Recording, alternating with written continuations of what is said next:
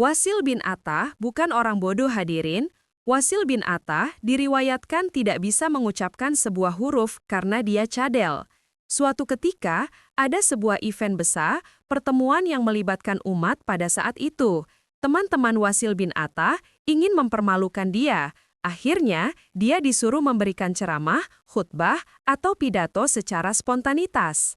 Akhirnya, Wasil berbicara. Wasil berpidato dengan pidato yang dikenang oleh sejarah sampai detik ini, karena pidato itu sangat mengagumkan. Pidato tersebut tidak mengandung huruf ro. Semua kata yang memiliki huruf ro, ia ganti secara spontan, tanpa persiapan, dengan sinonim atau persamaan kata yang tidak ada huruf ro-nya. Yang awalnya ingin mempermalukan dia, justru menjadi buah bibir pada saat itu. Kisah ini masih diceritakan di dalam buku-buku bahasa Arab sampai hari ini. Itu kurang cerdas seperti apa, tapi sesat. Mu'tazilah. Bagaimana Mu'tazilah? Mereka punya kecerdasan, ketekunan, dan keistiqomahan dalam belajar. Namun mereka gagal total. Apa penyebabnya? Syekhul Islam Ibnu Taimiyah mengatakan, "U'atau zakaan walam yu'utu zakaan." Mereka diberikan kecerdasan, tapi tidak diberikan kebeningan hati. Siapa yang meragukan kecerdasan Mu'tazilah? Para pemimpin Mu'tazilah itu orang-orang dengan kecerdasan luar biasa. Siapa pelopor Mu'tazilah? Siapa ketua umumnya? Wasil bin Atah. Dia bukan orang bodoh. Wasil bin Atah diriwayatkan tidak bisa mengucapkan huruf ro karena cadel. Orang cadel tidak bisa mengucapkan huruf apa? R, bukan. Dalam bahasa Arab, huruf ro. Suatu ketika, ada pertemuan besar yang melibatkan umat. Teman-temannya ingin mempermalukan dia dan menyuruhnya memberikan ceramah spontan. Bayangkan, tanpa persiapan sama sekali. Seperti halnya ketika kita duduk di saf pertama untuk sholat Jumat, khotib belum datang, lalu jamaah sepakat menunjuk kita untuk menggantikan khotib.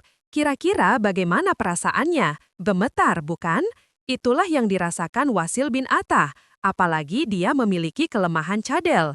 Orang yang punya kelemahan lalu disuruh tampil spontan biasanya akan grogi luar biasa. Namun, mau tidak mau, Wasil harus maju karena ia telah didelegasikan. Akhirnya, dia berbicara dan berpidato dengan pidato yang dikenang oleh sejarah. Pidatonya luar biasa, tidak ada satupun huruf ro di dalamnya. Semua kata yang seharusnya mengandung huruf ro, ia ganti spontan tanpa persiapan. Antum sanggup membuat pidato seperti itu, bahkan pembukaannya saja sulit. Dengan rahmat Allah, sudah mengandung huruf ro.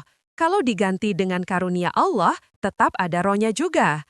Antum bisa buat pidato tanpa huruf R. Diberi waktu 2 minggu pun belum tentu bisa. Wasil melakukannya tanpa persiapan sedikit pun. Maka, yang awalnya ingin mempermalukan dia, justru menjadikannya buah bibir dan dikenang sampai hari ini.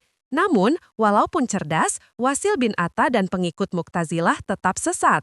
U'atau zakaan walam yu'utu zakaan. Mereka diberikan kecerdasan, tetapi tidak diberikan kesucian hati. Al-Jahiz, tokoh besar Mu'tazilah misalnya. Siapa yang bisa menandingi semangatnya dalam belajar? Ia luar biasa, hobi membaca, bahkan hobinya unik. Ia menyewa perpustakaan atau toko buku, bukan menyewa bukunya, tapi seluruh perpustakaan. Bayangkan, kalau di zaman sekarang ada toko buku besar seperti Gramedia, maka Al-Jahiz akan menyewanya selama seminggu penuh.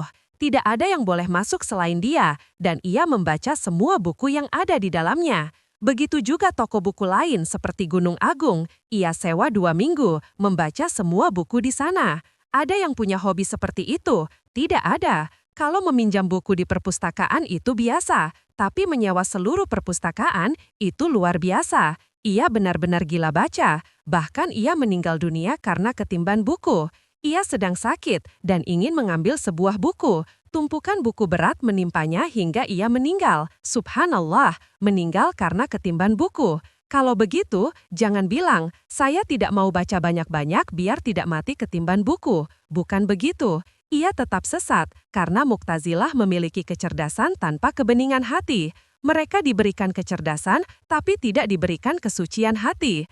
Al-Jahiz, tokoh besar Mu'tazilah misalnya. Siapa yang bisa menandingi semangatnya dalam belajar? Ia luar biasa, hobi membaca, bahkan hobinya unik. Ia menyerap perpustakaan atau toko buku, bukan menyewa bukunya, tapi seluruh perpustakaan. Bayangkan, kalau di zaman sekarang ada toko buku besar seperti Gramedia, maka Al-Jahiz akan menyewanya selama seminggu penuh. Tidak ada yang boleh masuk selain dia, dan ia membaca semua buku yang ada di dalamnya. Begitu juga toko buku lain seperti Gunung Agung, ia sewa 2 minggu, membaca semua buku di sana. Ada yang punya hobi seperti itu? Tidak ada. Kalau meminjam buku di perpustakaan itu biasa, tapi menyewa seluruh perpustakaan itu luar biasa. Ia benar-benar gila baca, bahkan ia meninggal dunia karena ketimban buku. Ia sedang sakit dan ingin mengambil sebuah buku. Tumpukan buku berat menimpanya hingga ia meninggal. Subhanallah, meninggal karena ketimban buku. Kalau begitu, jangan bilang, saya tidak mau baca banyak-banyak biar tidak mati ketimban buku. Bukan begitu, ia tetap sesat, karena Mu'tazilah memiliki kecerdasan tanpa kebeningan hati. Mereka diberikan kecerdasan, tapi tidak diberikan kesucian hati. Sebagian ulama menjadi menonjol dan dikenang sampai sekarang, bukan karena mereka orang paling cerdas di zamannya, tetapi karena keikhlasan. Imam Malik misalnya, bukan orang paling cerdas pada zamannya. Imam Syafi'i, murid beliau, mengatakan, Laith afqahu min Malik. Laith bin Sa'ad lebih berilmu daripada Imam Malik. Tapi siapa yang mengenal Laith bin Sa'ad sekarang? Nama Imam Malik dikenal oleh semua orang. Di antara sebabnya, kata para ulama, karena keikhlasan beliau yang luar biasa. Keikhlasan bertingkat-tingkat, dan apa yang dikerjakan dengan tulus karena Allah akan kekal. Oleh karena itu, jika kita ingin sukses dalam menuntut ilmu dan istiqomah dalam majelis ilmu, maka ikhlaskan niat kita. Tanyakan pada diri kita, untuk apa kita belajar? Apakah untuk Allah dan ridhonya, atau untuk diakui oleh manusia? Banyak orang belajar agama tapi niatnya melenceng karena ingin popularitas, ingin dikenal ustadznya, atau ingin mencari keuntungan dunia. Akhirnya, niat itu merusak amalnya. Menjaga keikhlasan sangat berat. Hisham Destawa, salah satu ulama sezaman dengan Imam Ahmad, tidak berani mengklaim dirinya ikhlas. Imam Ibnu Abi Hamzah pun pernah berkata, aku berharap ada ulama yang mendedikasikan waktu hanya untuk mengajarkan bab ikhlas setiap hari, karena menurut beliau, bahaya laten umat ini adalah hilangnya keikhlasan. Para ulama takut kehilangan keikhlasan, takut niat mereka bergeser. Mereka tidak senang dipuji, tidak ingin dipuja, bahkan tidak ingin diberi gelar oleh murid-muridnya. Contohnya Imam Nawawi rahimahullah, Yahya bin Syaraf Abu Zakaria An-Nawawi. Gelarnya adalah Muhyiddin, artinya penghidup agama. Itu gelar yang sangat tinggi, seperti mendapat Nobel di zaman sekarang. Kita tahu kitab beliau, Riyadhus Shalihin. Berdasarkan survei para ulama, kitab Riyadhus Shalihin menempati peringkat kedua, kitab paling tersebar dan paling sering dikaji di dunia, setelah Al-Quran. Bukan Sahih Bukhari atau Sahih Muslim, tapi Riyadhus Shalihin. Namun, Imam Nawawi tidak pernah meminta gelar tersebut. Gelar Muhyiddin diberikan spontan oleh para ulama tanpa sepengetahuan beliau. Ketika mendengar kabar itu, apa kata beliau? Beliau berkata, Ma ajalu hillin man qabalani Muhyiddin.